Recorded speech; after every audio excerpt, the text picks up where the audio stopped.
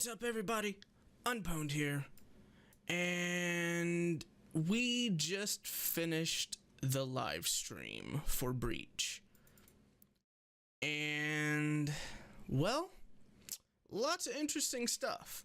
The first thing I'm going to go over is I went through and went frame by frame and took screenshots of all of the abilities, gems, and equipment that they hovered their mouse over. Some I wasn't able to get full pictures of because, of course, they breezed right over them. But this right here, I've posted this in the Breach Discord as well if you'd like to have a better version, or you can message me on Discord and I can send you the, the high-res version. Woo. But anyway, this picture right here gives us a pretty good idea of what kind of customization we're going to be able to do. So if you just look in the top left is all of the Veil Demon abilities. Well, not abilities, gems that I was able to catch wind of, and one of the pieces of equipment. So like the first gem is called Breach Restrict Room. Your max breach charges is increased by 1. Cooldown and accuracy rate for breach spells is reduced by 10%. Cannot stack over 50%. And copies of this gem do not stack. So you cannot just you can't have 2 increased charges. That would be pretty crazy.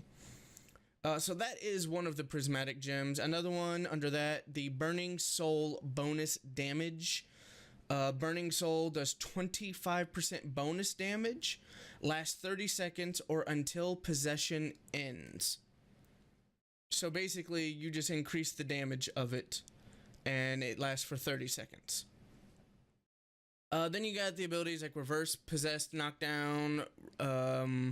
Basically, instead of when you'd be knocked down, instead you get knocked back, and then there's a reverse one. Instead of getting knocked back, you'd get knocked down, I think. I'm not entirely sure. They didn't hover over it, so I didn't get to read it. You got Cerberus Core Quick Charge. Increases the charge accuracy rate by 25%, but you lose 25% damage.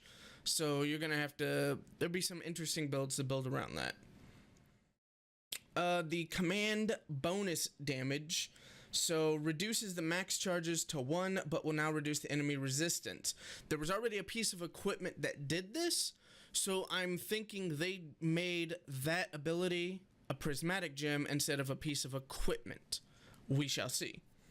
And then the only piece of equipment they hovered over for Veil Demon was the Crystal of Desolation, which has cooldown and charge accuracy rate for minion or conjuring spells by 15%, and then at the bottom, cooldown and charge accuracy rate for all spells by 12.5%. So they nerfed the all spells, because in the previous alpha, even the all spells was 15%, so that has been nerfed to 12.5. Over on the top right hand side are the hero ones. Those are all almost self-explanatory. Most of them just flat out increase the damage of an ability and also increase its cooldown. Lethal Strike, Lacerate, Ambush, Bird of Prey, all of those just a flat increase of damage, but also a flat increase to the cooldown. The equipment, however, you have Paper Target. So breaches cannot be placed within 5 meters of you, that's normal. Cooldown and charge accuracy rate for all spells reduced by 12.5%.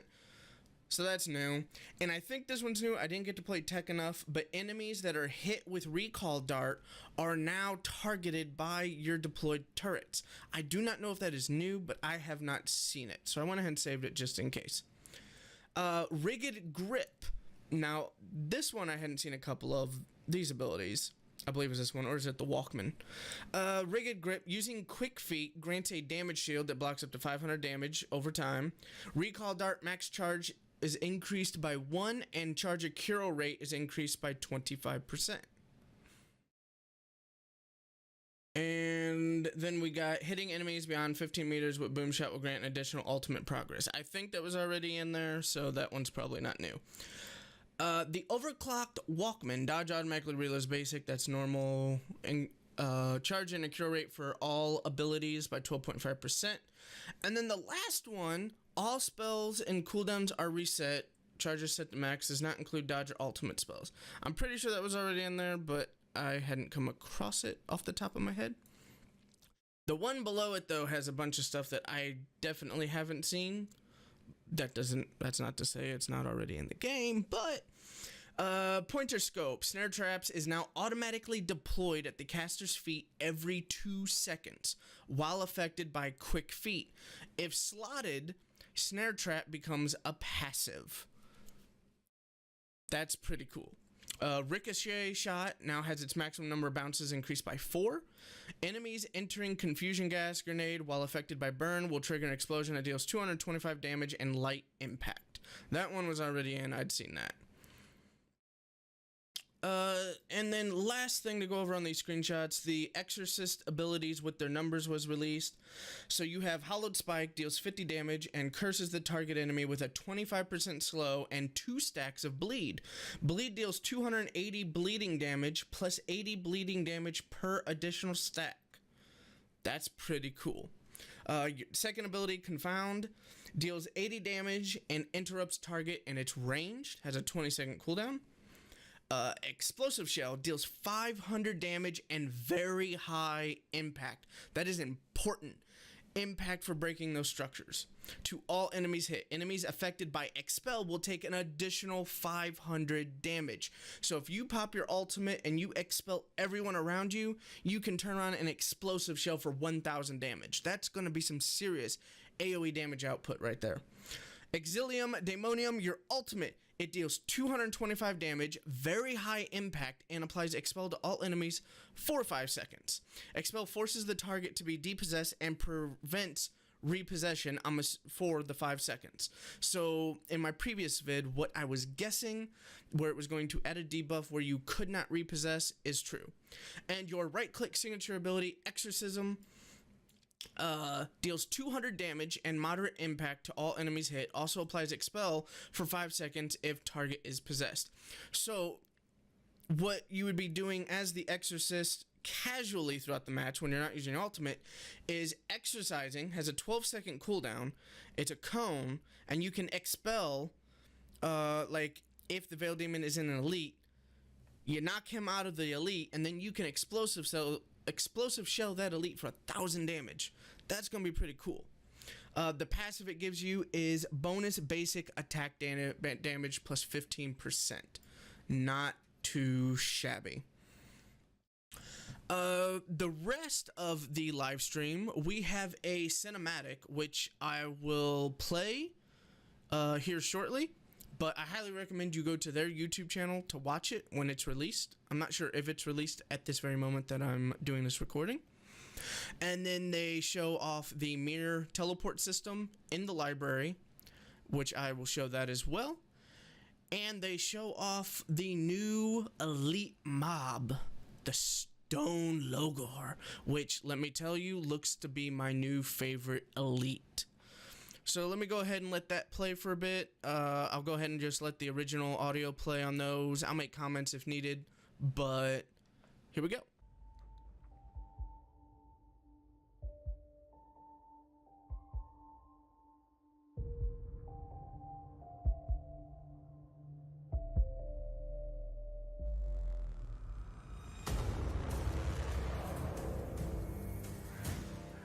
I must create the veil.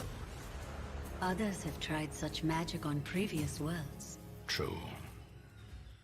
But I will succeed. I must. You love them. Why? They are not so unlike you and I before. How do you intend to accomplish this? The veil, secured by mana anchors, will divide the Earth into 2 parallel worlds. The spell will cast all manner of drow, dragon, and demon to the other side.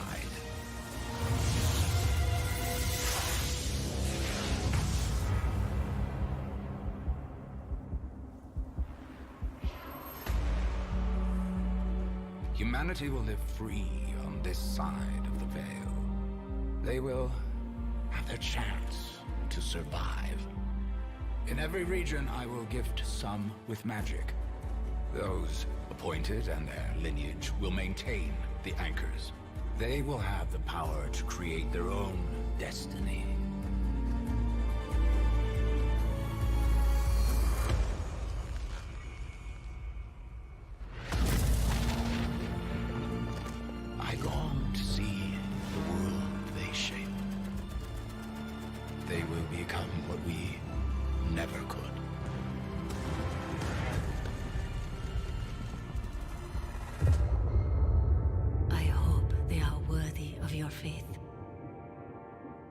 If not, the veil will have to be undone. And perhaps more. I've made a tragic mistake, and I must correct it before it's too late. Okay, so that was the cinematic they released to tell some of the story. It was pretty dope. Here they're showcasing the mirror teleport system in the lobby. Also pretty cool. And next up we have the Elite. Hold tab. And when you hold tab, look, you get all the little things and a mouse cursor, and you can do whatever you need. Click on one. Sure. Continue to demonstrate. Spawn if you elites, would. and boom, here we are. Stone Torgor. Sure. Let him kick your butt. Yeah. Go for it. So, and then, hit tab again to make it go away. And, hey, buddy, look at this guy. He's one of our new elites. How's it going? What? Yeah, he hits hard. He does. He's got a let him, no, don't let him. dodge. You want to show it. Fine. We'll wait for that to he'll play attack you in again. a But moment. this guy's replacing the Fudog Annihilator, or I'm sorry, the Komainu Annihilator in Kiev. Togor is short for, and I am gonna butcher it. I cannot pronounce it. There it Look, is. you get petrified, Yep. and then if he does his follow-up attack, which is there, it is. Boom. Major damage. It's kind of a pseudo mez. I You're used- petrified for X number of damage.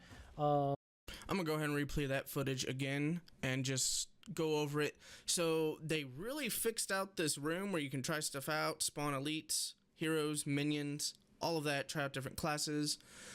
But the new elite, I don't know if anyone noticed. It might have just skipped past you, but when this elite uses his cone effect, he was still able to turn while casting it. It wasn't locked in place.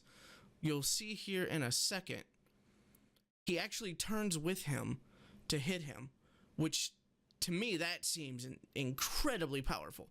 But the fact that it will turn you into stone, and then if it's followed up with the big like club slam and also knock you down, that's double CC and damage. That is powerful. Look at that. Look at that getting turned to stone.